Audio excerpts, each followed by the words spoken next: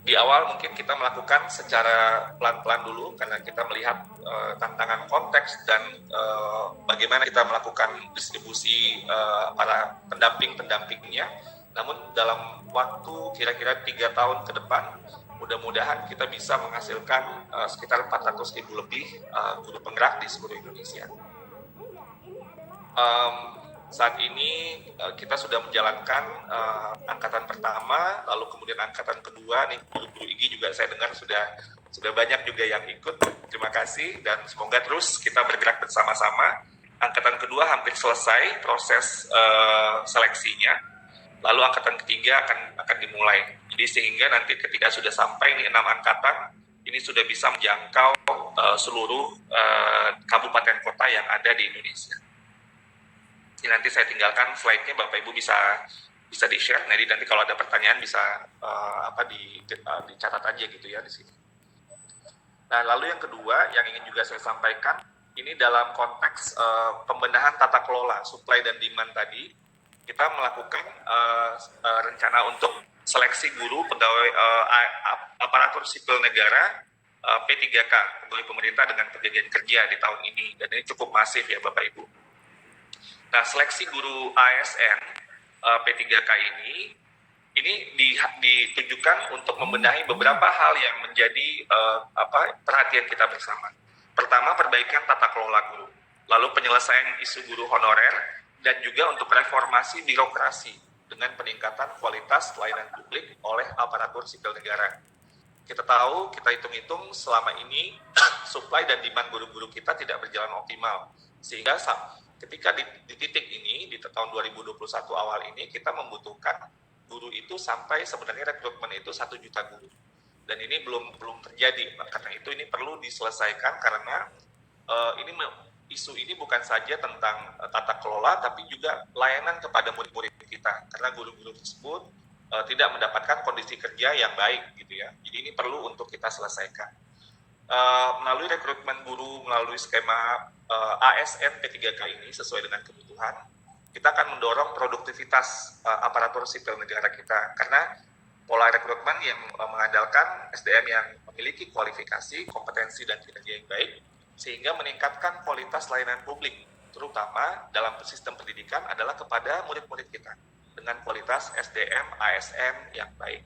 Dan kemudian yang terpenting, status guru pun menjadi lebih jelas karena dia menjadi aparatur sipil negara dan meningkatkan kesejahteraan guru karena gaji dan tunjangannya itu sudah sangat baik setara dengan PNS. Dan pada tata kelola guru kita memiliki distribusi atau bisa memenuhi kebutuhan guru dan terdistribusi dengan lebih baik lagi. Karena ini juga kita ingin mendorong supaya menghindari penumpukan. Jadi ada daerah yang berlebih, ada daerah yang sangat kurang. Melalui skema ini pun juga kita mengharapkan ini bisa teratasi. Ini terbuka untuk semua guru honorer yang ada termasuk ex-THK 2 dan lulusan pendidikan profesi guru yang saat ini tidak mengajar. Dukungan yang kita akan lakukan dari Kemendikbud karena kita ingin semua Bapak Ibu guru bisa sukses, terutama guru-guru honorer, dan bisa kemudian mengisi formasi. Pertama, menyediakan materi pembelajaran. Ini mudah-mudahan nanti di sekitar akhir Februari ini sudah bisa kita luncurkan. Tapi saya juga melihat banyak teman-teman komunitas yang juga sudah mulai untuk membentuk kelompok-kelompok belajar. Ini sangat penting sekali. Intinya adalah kalau dia guru mata pelajaran matematika, dia harus memahami minimal, jadi kemampuan minimal tentang konten yang diajarkan. Jadi konten matematika yang menjadi tanggung jawab sebagai guru matematika pada levelnya. Kalau dia itu guru IPS, dia harus bisa untuk konten paling minimal gitu ya. Jadi itu sebenarnya hal yang kita ingin betul-betul kawal bersama-sama sehingga guru-guru kita bisa memenuhi kompetensi minimal tersebut. Dan juga kita juga melihat bahwa pentingnya untuk memberi kesempatan sampai ketiga kali supaya kembali lagi untuk mendorong semua Bapak Ibu guru kita yang saat ini ada dalam guru honorer bisa untuk lulus dan memenuhi formasi. Semua biaya ujian juga seleksi ini ditanggung oleh Kemendikbud sehingga tidak ada pemerintah daerah yang perlu untuk membayarnya karena pelaksanaannya sudah ditanggung oleh Kementerian Pendidikan dan Kebudayaan.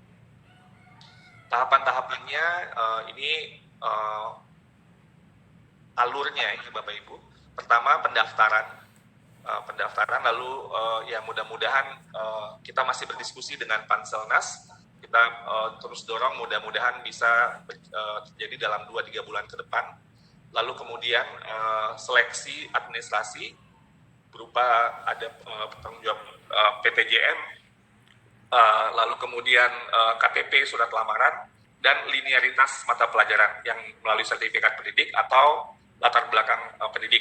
Ada satu hal yang tadi yang dalam pendaftaran yang saya lupa, yang sering ditanya, NUPTK gimana? Nggak masalah Bapak Ibu. Jadi kalau untuk mendaftar tidak ada NUPTK, tidak ada nomor sertifikat pendidik, Bapak Ibu bisa menginput dengan NIK. Itu sudah bisa untuk ikut, karena kita tahu NUPTK pun kadang-kadang sering menjadi masalah juga. Lalu sesudah pendaftaran, seleksi administrasi, lalu kemudian dilakukanlah assessment, dan assessment ini karena ini aparatur sipil negara, jadi ada assessment untuk manajerial, sosiokultural, dan ada pertanyaan wawancara yang tertulis. Namun yang terpenting bagi kita di sini adalah kompetensi teknis. Ya, kayak tadi ya, matematika harus bisa matematika yang sangat minimal, dan kemudian IPA dan matematika yang itu harus bisa menguasai konten yang diajarkan. Kembali lagi, tidak yang paling paripurna ya, jadi ketentuan yang minimal. Jadi mudah-mudahan ini bisa dipenuhi. Lalu kemudian ada pengumuman. Dan dalam hal ini kami di Kemendikbud mendukung ya, ini masuk dalam Panselnas, tapi proses ini sangat dikoordinasikan dengan Panselnas, di mana BKN, ada Badan Kepegawaian Negara, ada Kementerian Pan-RB yang menjadi bagian penting dalam proses pelaksanaan ini. Lalu Panselnas menerima hasil asesmen, lalu dilaporkan kepada pemerintah daerah hasilnya tersebut, dan pemerintah daerah lah yang akan nanti melakukan pengumuman dan penempatan, dan pemerintah daerah akan membuat SK pengangkatan kontrak dan menyerahkan SK pengangkatan kontrak tersebut kepada Pan-RB. Nah, itu yang kedua. Yang ketiga, yang mungkin saya ingin secara lebih spesifik adalah sekolah penggerak. Sekolah penggerak ini kita harapkan sebagai katalis untuk mewujudkan visi Indonesia yang tadi, visi pendidikan yang untuk melahirkan profil pelajar Pancasila. Jadi fokusnya kepada siswa. Dan strategi intervensinya ini kita akan lakukan di 2021 ya Bapak Ibu. Kenapa saya sampaikan di sini juga, ini mungkin segera diumumkan. SDM, jadi fokusnya itu untuk pengembangan sekolah penggerak itu bukan sekolah yang sudah unggulan, sudah bagus. Kan banyak sekolah penggerak itu yang sangat rata-rata, dan malah mungkin ada yang agak di bawah gitu ya. Dan itu tidak masalah, dan kita ingin menguji teori kita bahwa kalau kita fokus kepada SDM inilah yang akan membawa perubahan sehingga hasil belajar sekolahnya bisa di atas level, bergerak naik, lingkungan belajarnya juga bisa terkelola dengan baik, pembelajarannya, murid-muridnya bisa terlayani dengan lebih baik, dan dia akan bisa pun mengimbaskan kepada sekolah-sekolah yang lain. Nah, kita percaya dengan intervensi yang berfokus kepada SDM tersebut, dan inilah yang akan menjadi kunci utama dari program sekolah penggerak nantinya. Ada 5 intervensi dalam sekolah penggerak yang nanti akan kita lakukan yang tidak bisa dipisahkan. Fokusan SDM ini adalah fondasi utama. Lalu kemudian bagaimana pembelajaran dikelola itu, ya pembelajaran harus dengan sebuah visi yang sesuai dengan paradigma yang berorientasi kepada murid, yang menguatkan kompetensi dan karakter yang sesuai dengan nilai-nilai Pancasila. Jadi akan banyak sekali dilakukan inovasi-inovasi dalam pembelajaran ini. Lalu perencanaan sekolah pun harus dilakukan dengan berbasis kepada data melalui refleksi diri dan diskusi dari semua pemangku kepentingan. Lalu kita tahu dengan COVID ini, teknologi akan menjadi sangat luar biasa penting. Jadi bagaimana sekolah bisa memanfaatkan teknologi supaya mengakselerasi. Teknologi tidak bisa menggantikan guru-guru kita yang baik-baik ya. Namun teknologi bisa untuk membantu, untuk mendorong hasil yang lebih baik, menjadi lebih efisien dan sebagainya. Nah, semuanya dilakukan dengan pendekatan atau pendampingan konsultatif dan asimetris dengan pemerintah daerah. Karena kita tahu bahwa setiap daerah memiliki tantangan yang berbeda-beda. Dan ini akan dikelola sehingga kemudian masing-masing daerah atau bahkan masing-masing sekolah itu tidak apa-apa memiliki journey yang berbeda-beda.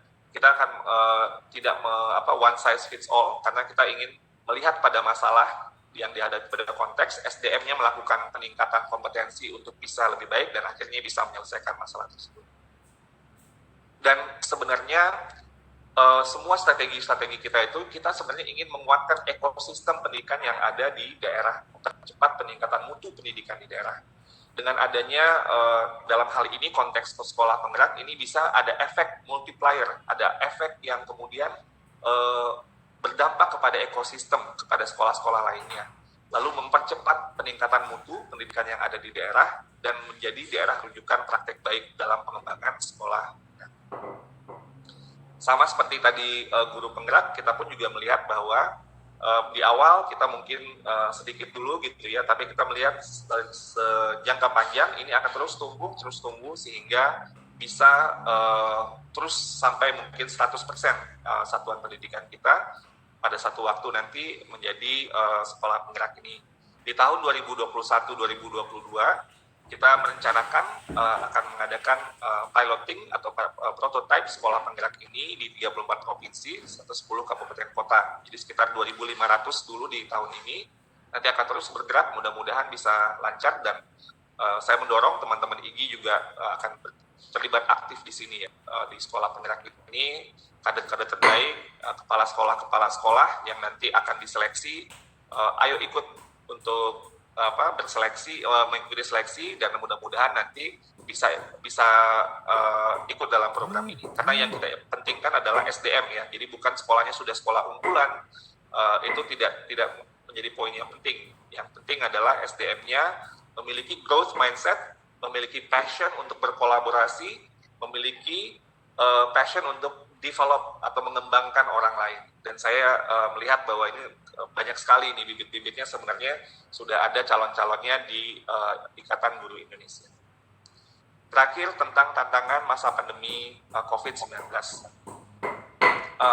Kebijakan kita di masa pandemi seperti yang Bapak Ibu sudah sering dengar juga adalah, pertama, kita mengutamakan kesehatan dan keselamatan peserta didik, pendidik, tenaga pendidikan, keluarga, masyarakat dalam menetapkan kebijakan pembelajaran. Jadi prioritas utama dan terutama kita. Lalu yang kemudian yang juga sangat pentingnya adalah bagaimana tumbuh kembang peserta didik dan kondisi psikososial mereka juga dipertimbangkan dalam pemenuhan layanan pendidikan selama masa COVID. Ini dua hal yang terus berdinamika dan menjadi pertimbangan kita bersama-sama. Kita sudah dari berbagai macam survei yang kita lakukan sendiri di Kemendikbud maupun dari banyak lembaga dan diskusi, kita tahu bahwa dan bukan hanya di nasional, juga global ya Bapak Ibu, kendala ini sangat lazim kita temukan. Bukan saja guru dan murid dalam hal ini, tapi juga orang tua.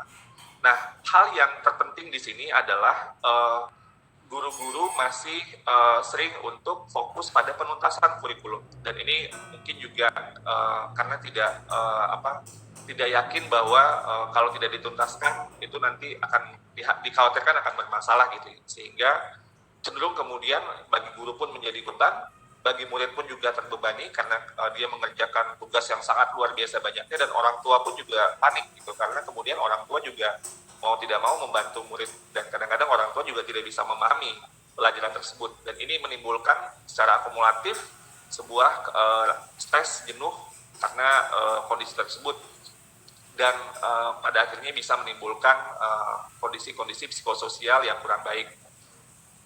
Nah, salah satu yang kita lakukan di tahun yang lalu adalah meluncurkan kurikulum darurat supaya untuk pertama membuat guru-guru untuk yakin tidak apa-apa kalau kurikulum yang sebelumnya itu tidak dituntaskan. Kita membuat penyederhanaan kurikulum yang dapat membantu Bapak Ibu guru sebagai pedoman untuk memudahkan proses pembelajaran.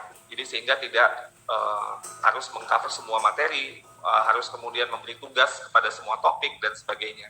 Jadi dengan penyederhanaan kurikulum ini diharapkan pertama mungkin tentunya beban dari guru bisa lebih berkurang, dan ini juga membawa dampak kepada harapan kita kesejahteraan psikososial guru, juga tentunya kepada murid dan orang tua.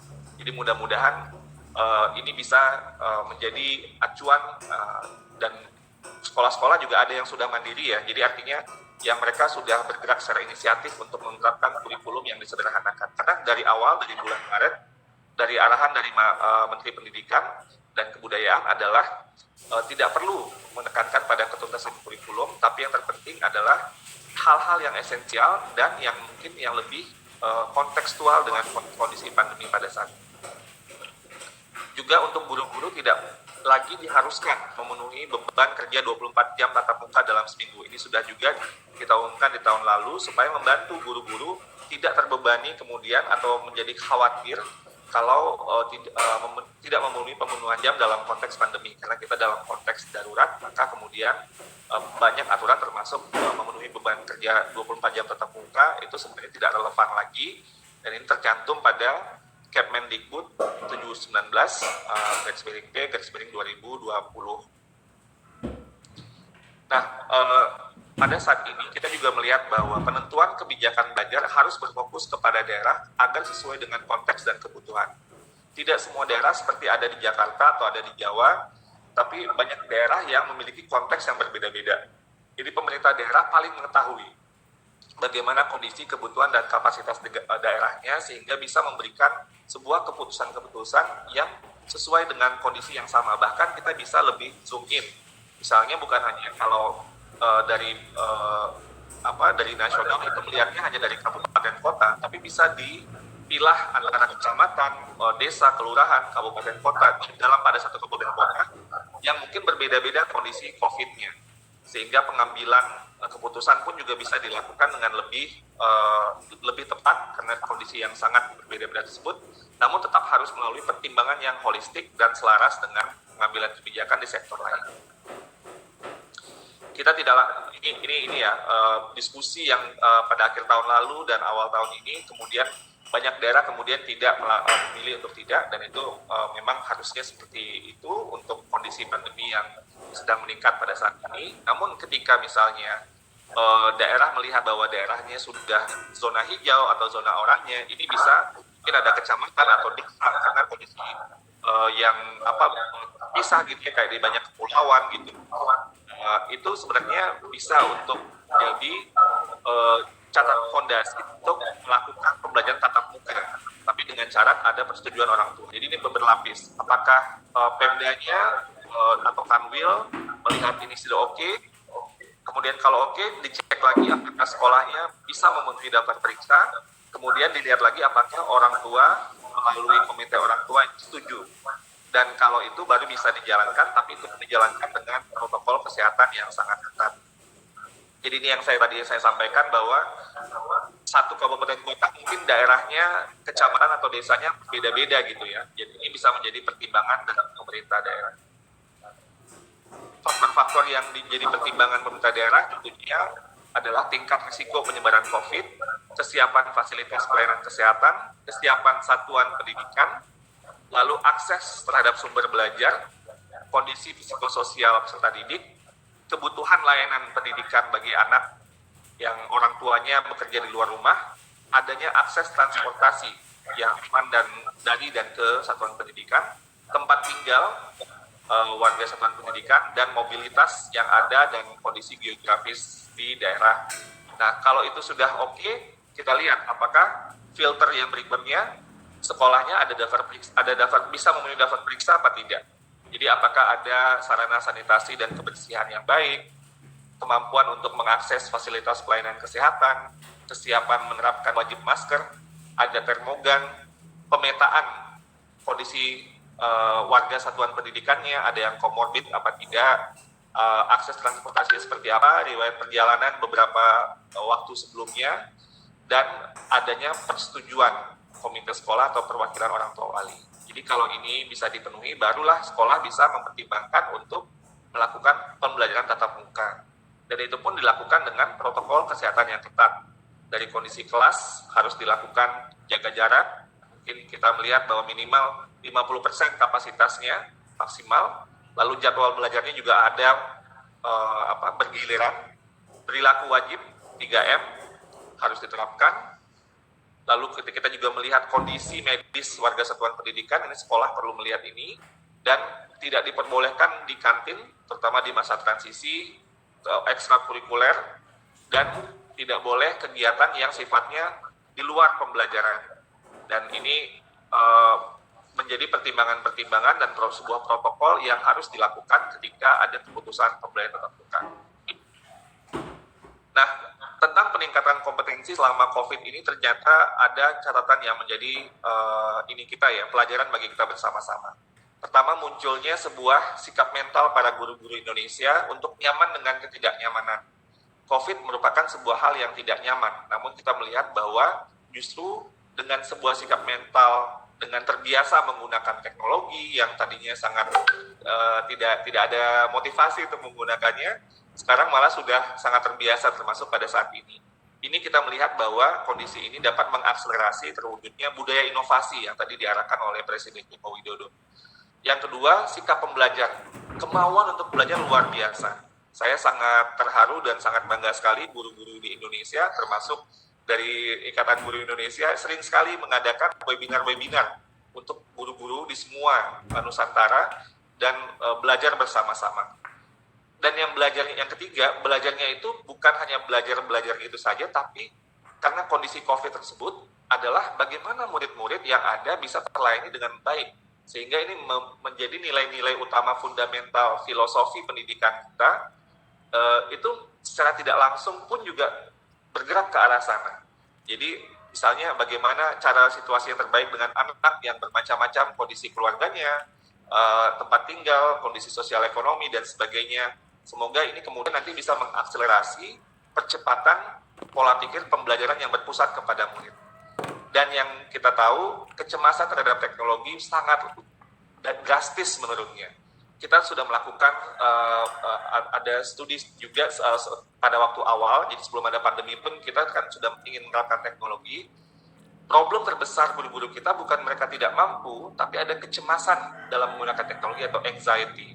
Dan dengan adanya pandemi ini, secara tidak sengaja, kecemasan itu menurun dengan luar biasa. Sehingga ini bisa meningkatkan mudah-mudahan adopsi teknologi untuk lahirnya inovasi-inovasi dari Bapak Ibu. Ini beberapa, kalau dari, ya mungkin dari IGI saya tahu pasti ada juga datanya. Kita melihat bahwa maraknya webinar belajar, lalu kemudian kita bisa melakukan pendidikan dan pelatihan dengan jauh lebih baik lagi. Ini tentang seri pandemi ya, kita juga memiliki program-program yang seluruh guru Indonesia bisa melakukan belajar bersama-sama. Dan yang juga yang terakhir ini adalah sebuah gerakan guru berbagi. Nah, ini menurut kami adalah hal yang luar biasa. Ini menggunakan model crowdsourcing. Guru-guru memanfaatkan platform ini untuk mencari ide, bertukar ide. Jadi saling belajar dan berbagi apa yang mereka lakukan di kelas mereka. Baik itu ide luring, daring maupun campuran selama masa pandemi. Ini sudah 8 bulan kita melakukan ini. Laman guru berbagi sudah diakses lebih dari 70 juta kali. Ada sekitar 266.000 pengguna aktif, ada 57.000 RPP. Ini dari semua jenjang ya Bapak Ibu, dari PAUD sampai pendidikan menengah atas, dan kelas gitu ya, semua mata pelajaran. Dan artikel yang juga ada sekitar 6.800 dan sudah 19 juta lebih ya unduhan yang dilakukan dan aksi kolaborasi. Jadi bukan saja guru-guru tersebut mereka saling berbagi materi-materi atau RPP, tapi juga melakukan kegiatan kolaborasi untuk pertama pelatihan peningkatan kompetensi. Ini terjadi secara organik dan secara komunitas gitu ya, dan ini hal yang sangat luar biasa, menunjukkan bahwa guru-guru Indonesia adalah guru-guru pejuang yang tangguh, yang tidak berhenti karena masalah-masalah selama pandemi tersebut. Mudah-mudahan ini bisa terus berlanjut sesudah masa pandemi dan menjadi sebuah kebiasaan baru dan akan mengakselerasi peningkatan kompetensi dan lahirnya inovasi-inovasi sehingga murid-murid Indonesia dapat terlayani dengan lebih baik lagi. Sekian mungkin dari saya tutup dulu, nanti kita lanjut dengan tanya jawab. Assalamualaikum warahmatullahi wabarakatuh. Waalaikumsalam.